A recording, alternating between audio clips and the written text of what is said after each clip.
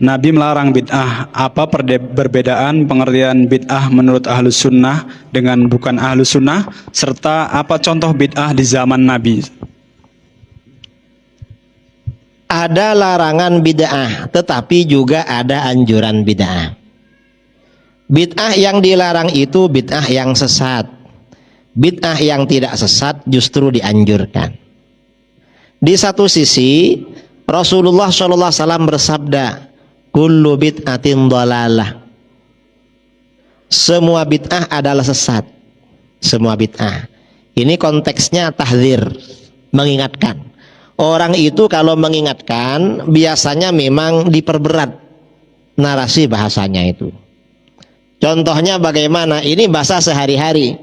Misalnya kita punya anak kecil. Di belakang rumah ada duri. Padahal kan nggak semuanya duri. Agar anak kita agak kena duri, bilangnya apa? Jangan main ke belakang rumah.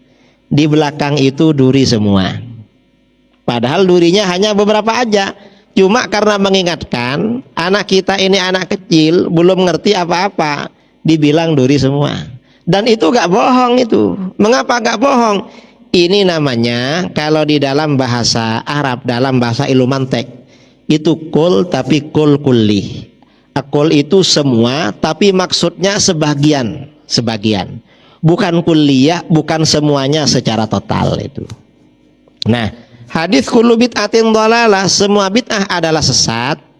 Ini namanya lafadz umum, cuma kata Imam Nawawi amun makhsus. Redaksinya umum semua bid'ah, tapi makhsus. Makhsus itu artinya apa? Jangkauan hukumnya dibatasi. Artinya gak semua bid'ah sesat. Yang sesat itu sebagian besar bid'ah sesat. Mengapa sebagian besar? Ada yang tidak sesat karena ada hadis-hadis lain. Mana hadis-hadis lain yang menjelaskan bahwa tidak semua bid'ah sesat? Contohnya hadis riwayat Imam Muslim. Riwayat Imam Muslim ya, yang berbunyi Rasulullah SAW bersabda, man sanna fil Islam sunnatan hasanatan falahu ajruha wa ajru man amila biha ba'dahu min ghairi ayyanqusa min ujurihim syai'. Siapa yang memulai dalam Islam perbuatan yang baik, namanya memulai berarti asalnya tidak ada, lalu diadakan, berarti bid'ah. Sesuatu yang enggak ada diadakan namanya bid'ah. Perbuatan yang baik berarti bid'ah hasanah, maka dia dapat pahalanya dan pahala orang-orang yang mengikuti tanpa kurang sedikit pun dari pahala mereka. Nah, hadis ini berarti motivasi agar kita buat bid'ah yang baik. Dianjurkan berarti. Lalu bagaimana dengan larangan tadi? Semua bid'ah adalah sesat. Itu maksudnya dibatasi. Artinya sebagian besar bid'ah sesat, ada yang tidak sesat. Itu bid'ah. Nah, ada yang tanya, katanya yang sesat sebagian besar bid'ah. Yang kita tahu kok banyak yang hasanah. Kita yang tahu hanya bid'ah yang hasanah. Sebenarnya bid'ah yang sesat itu lebih banyak saudara daripada yang tidak sesat. Mengapa lebih banyak? Umat Islam ini pecah menjadi 73 aliran. Satu golongan ahlus sunnah wal jamaah pengikut bid'ah hasanah. Yang 72 ini pengikut bid'ah dhalalah. 72 dibanding satu, banyak mana? Banyak 72. Makanya sebagian besar bid'ah sesat, ya bid'ahnya 72 golongan ini. Kalau bid'ahnya ahlus sunnah wal jamaah itu tidak sesat, karena itu bid'ah hasanah. Ada pertanyaan tadi dari ibu, apakah ada contoh bid'ah hasanah pada masa Nabi SAW? Banyak contoh bid'ah hasanah pada masa beliau. Misalnya hadis riwayat Al-Bukhari dari Rifa'ah bin Rafi' Az-Zuraki. Rasulullah SAW sholat, ketika bangun dari ruku' ya menuju i'tidal, Rasulullah membaca zikir Sami Allahu liman hamidah. Lalu ada salah seorang sahabat berkata, Rabbana walakal hamdu hamdan katsiran tayyiban mubarakan fih. Mestinya kan yang dibaca Rabbana lakal hamdu mil'us samawati wa mil'ul ardi wa mil'u ma syi'ta min syai'im ba'du. Ini enggak dirubah sama dia, nyusun sendiri. Apa? Rabbana walakal hamdu hamdan katsiran thayyiban mubarakan fi. Selesai sholat, Rasulullah tanya, manil mutakallim, siapa tadi yang baca zikir baru bikinan sendiri? Ana ya Rasulullah, saya katanya. Apa kata beliau? Respon beliau. Kata beliau, ru'aytu bid'an wa thalathina malakan yabtadirunaha ayyuhum yaktubuha awal.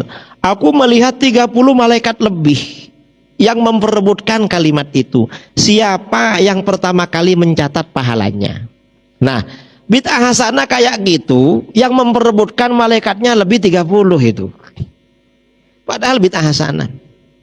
Nah, berdasarkan hadis ini, kata para ulama, Imam Ibnu Hajar Al-Asqalani dalam Fathul Bari, berarti di dalam sholat itu boleh baca zikir bikinan sendiri yang tidak diajarkan dari Nabi, selama itu tidak bertentangan dengan zikir yang datang dari Nabi. Boleh. Mengapa? Tadi sahabat kan bikin sendiri, oleh Nabi malah dibenarkan. Berarti boleh. Beberapa bulan kemarin ribut-ribut apakah doa iftitah pakai ini apa enggak. Ini namanya orang cuma belajar di depan laptop, enggak pernah ngaji pada guru. Itu ngaji itu jangan pakai laptop terus, apalagi yang di download enggak jelas siapa yang nulis itu. Ada kemarin mempersoalkan baca ini wajah tuh, wong di Al-Quran ada ini wajah tuh, ada ininya. Sebagian riwayat ada yang pakai ini, ada yang nggak pakai. Terserah itu, suka-suka aja. Yang pakai ya sunnah, nggak pakai ya juga nggak apa-apa. Ini mempersoalkan.